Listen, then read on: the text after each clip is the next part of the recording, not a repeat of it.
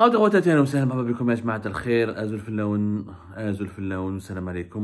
que vous allez bien, j'espère que vous vous portez bien.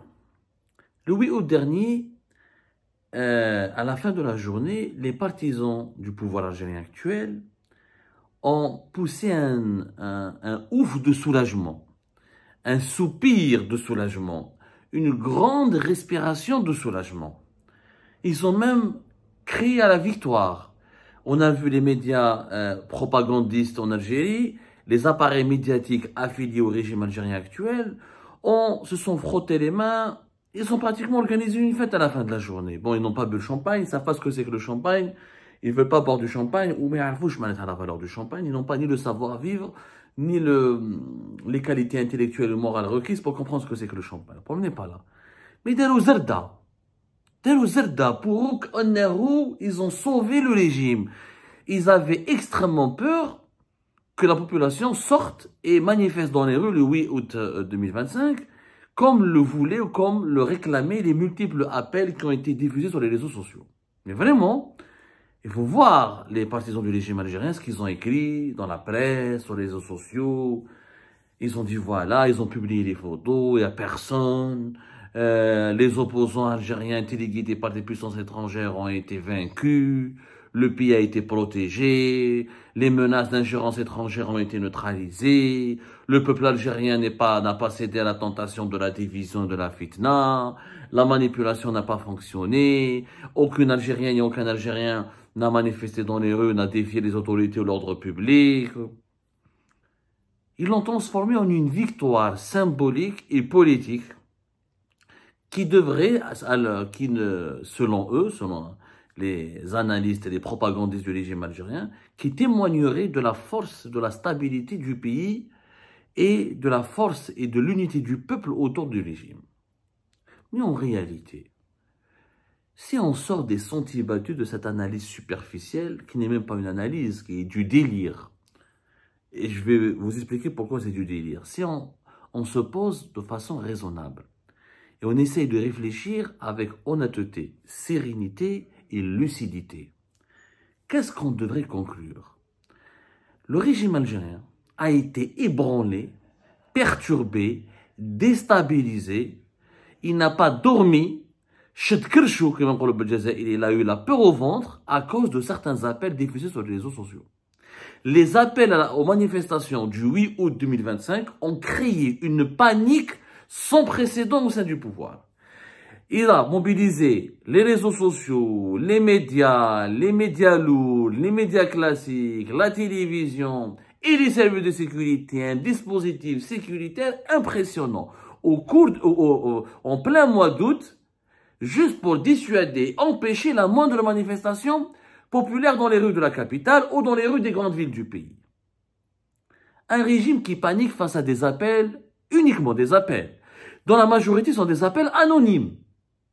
Des appels anonymes. Puisqu'avant le 8, je rappelle, dans la nuit du 7, entre le 6 et le 7 août, plus d'une vingtaine d'arrestations ont été perpétrées, ont été orchestrées, ont eu lieu dans plusieurs wilayas du pays. Les principaux activistes du Hirak ont été arrêtés. Ils ont été soumis à des interrogatoires, à des auditions. Est-ce que vous avez lancé des appels à manifestation? Est-ce que vous allez manifester? Qu'est-ce que vous allez faire le 8 août? C'est quoi votre programme? Signez une décharge dans laquelle vous vous engagez à ne pas sortir, ni brandir la moindre pancarte, ni participer à la moindre marche le 8 août 2025. Sinon, vous serez poursuivi devant la justice et vous serez emprisonné. Les appels du 8, ils sont restés anonymes. ما كاينش ما على بالناش شكون سقسينا les figures connues du Hirak qui sont à l'étranger, Zaki Hannash, l'ONG Riposte International, nos amis de Ali Edjoudi, les autres, le mouvement Rached, il n'y a aucun mouvement, il n'y a aucune entité il y a aucune personnalité qui a revendiqué la paternité des appels du 8, cadeau anonyme. Face à ces appels anonymes, qu'est-ce que le régime algérien a fait? J'ai investigué de mon côté et tout ce que je vous raconte, je l'ai confirmé auprès de plusieurs sources politiques, sécuritaires et diplomatiques. 3 niveaux de sources. Des diplomates, des politiques et des sources sécuritaires. Les services de sécurité n'ont pas été autorisés à prendre congé. notamment les policiers, les gendarmes, les services secrets, personne n'a pris de congé. Même les cadres et les officiers, que ce soit à la DGSN, à la gendarmerie ou là, au sein des services secrets, qui avaient pris des congés, ils ont été rappelés et on leur a demandé d'entrer en urgence pour travailler les 3 jours précédents, le 8 août, afin de se mobiliser sur le terrain et de contrecarrer la menace. C'est devenu une menace. Des manifestations probables du 8 août 2025. Le niveau d'alerte des services de sécurité algériens était le niveau le plus maximal, niveau 1, niveau maximal. Ils étaient, tout le monde, toutes les institutions de l'État algérien étaient en alerte.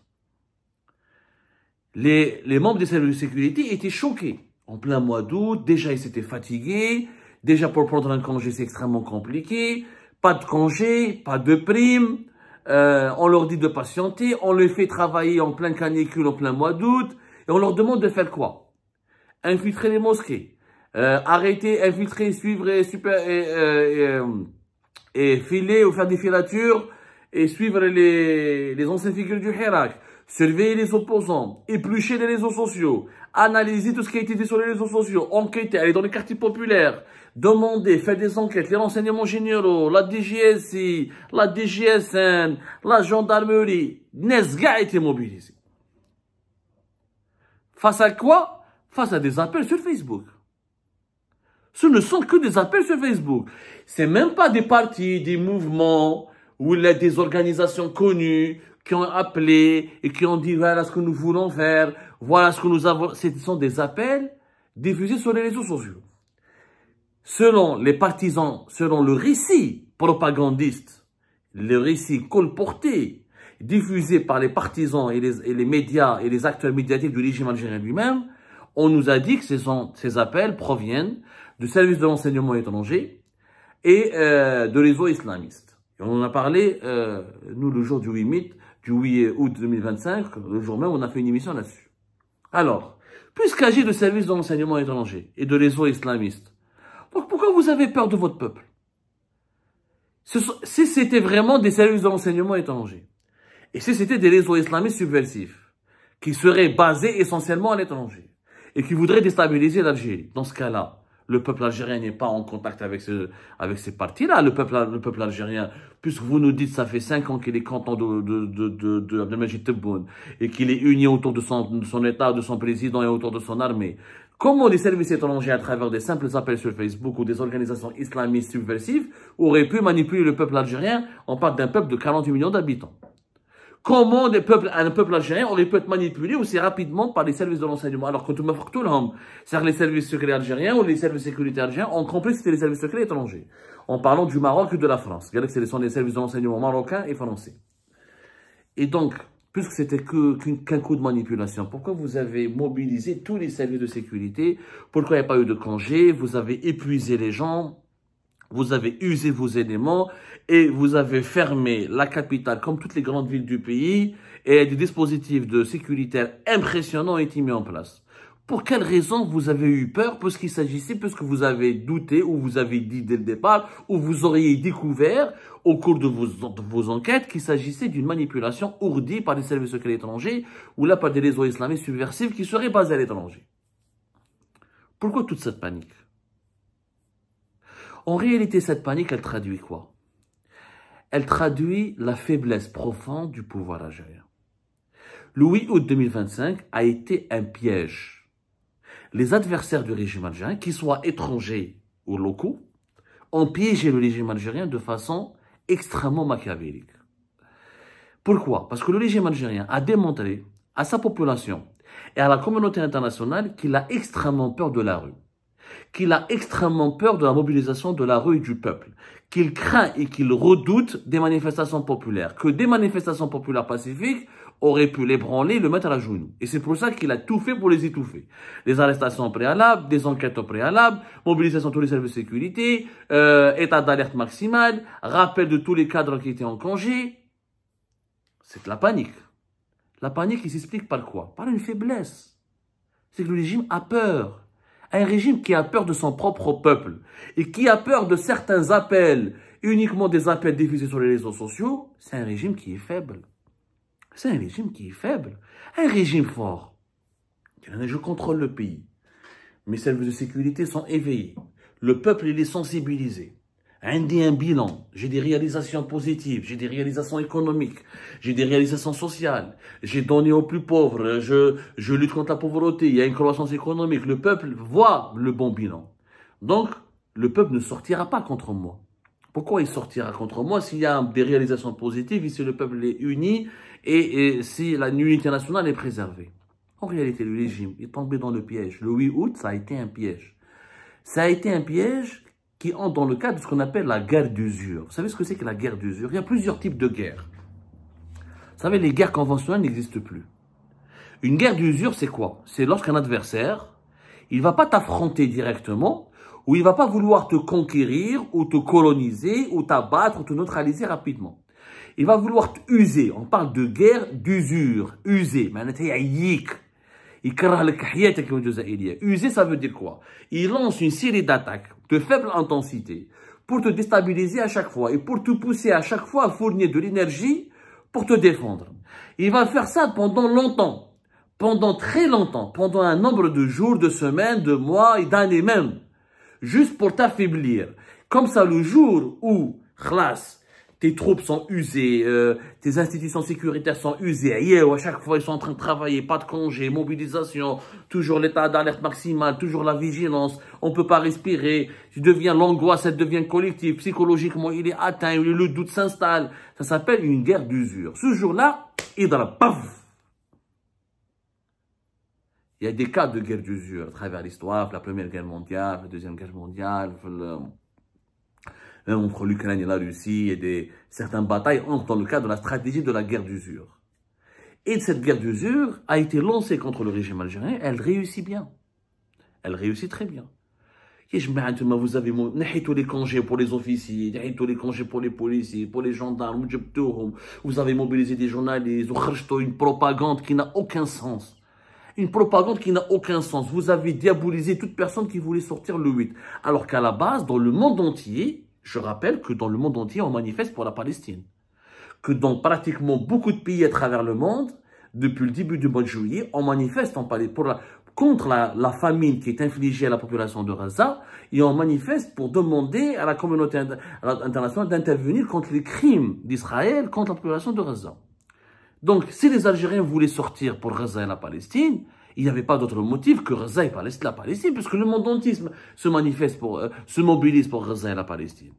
Mais comme le régime algérien a des adversaires qui voulaient le tester, qui voulaient le perturber, et qui voulaient l'user à travers des attaques de faible intensité, mais à travers un plan qui va à long terme. Ils ont juste lancé des rumeurs, des appels sur les réseaux sociaux. On va le 8. On va aller Gaza ou la Palestine. Il n'y a pas que Gaza et la Palestine. Il faut le Hirak. Parce qu'il y a des injustices, parce qu'il y a des détenus politiques, parce qu'il y a des problèmes économiques, parce qu'il y a des problèmes sociaux. Ah, le régime, il a perturbé rapidement. Il a perdu son sang-froid rapidement. Il a été perturbé très rapidement. Pourquoi? Parce qu'il est faible. Parce qu'il sait qu'il n'a pas de bon bilan, que la population n'est pas avec lui, qu'il est facilement fragile, qu'effectivement, il y a une colère populaire qui peut, si les manifestations pour la Palestine et Gaza peuvent avoir lieu, rapidement, la foule pourrait s'orienter vers d'autres revendications et pourrait exploiter ces marches populaires pour exprimer d'autres revendications. Donc, les adversaires du régime algérien, qu'ils soient, moi j'ai pas de preuve que ce soit des services de renseignement étrangers. En tout cas, si c'était des services de renseignement étrangers, c'était très intelligent, très malin, et que nos services à nous n'ont pas été malins du tout, puisqu'ils ont montré à ces services de renseignement étrangers qu'ils étaient vraiment dans la panique. C'est l'effet recherché. L'effet recherché du 8, c'était pas que les Algériens sortent, ou que les Algériens sortent dans les rues, c'est justement de dévoiler la grosse panique du régime algérien. C'était ça les appels du 8. Parce que les appels du 8. Ils ont profité du contexte mondial pour la mobilisation de la Palestine et de Gaza. Et les gens ont surfé sur ce contexte pour appeler les Algériens à sortir. Mais ils ne se sont pas identifiés. Pourquoi ils ne sont pas identifiés? Parce qu'ils avaient un but derrière. Si c'était des vrais hiérarchistes, ils se seraient identifiés. Ils ne se sont pas identifiés. C'est resté anonyme. Vous allez me dire, même le 22 février 2019, ils ne se sont pas identifiés. Oui, mais avant le 22 février, il y avait les événements de Khenchla, il y avait les événements de Kharata, il y avait le 5e mandat qui était contesté, il y avait une presse libre et indépendante, il y avait quelques signes avant-coureurs et une situation politique tendue. Là, on est au mois d'août, il n'y a plus de hirak, tous les opposants sont emprisonnés ou sont à l'étranger, soi-disant le régime tient le pays avec une main de fer, il a le contrôle absolu de la situation du pays. Pourquoi craindre le retour du Hirak? Donc, ceux et celles qui ont lancé les appels du 8 avaient un but. C'était un plan machiavélique. Une guerre d'usure pour démontrer que le régime algérien, il est faible. Il a malheureusement dévoilé sa faiblesse. Il est tombé dans ce piège. Donc, moi, si j'étais un partisan du régime actuel, je n'ai pas de quoi être fier de ce qui s'est passé le 8. Et je ne vais pas raconter n'importe quoi à l'opinion publique et je ne peux pas me réjouir en disant que, le 8, nous avons gagné une grande victoire contre la manipulation et les tentatives de déstabilisation du pays. Au contraire, ça a été une grande défaite face à un plan machiavélique de déstabilisation du pays à travers une guerre d'usure. Et la médiocrité des dirigeants actuels, leur manque d'intelligence, leur manque de bon sens, les a conduits à faire des erreurs qui ont démontré aujourd'hui encore, devant toute la communauté internationale, qu'en Algérie, il y a un régime qui peut être facilement ébranlé par des appels sur les réseaux sociaux et qui a énormément peur de son propre peuple.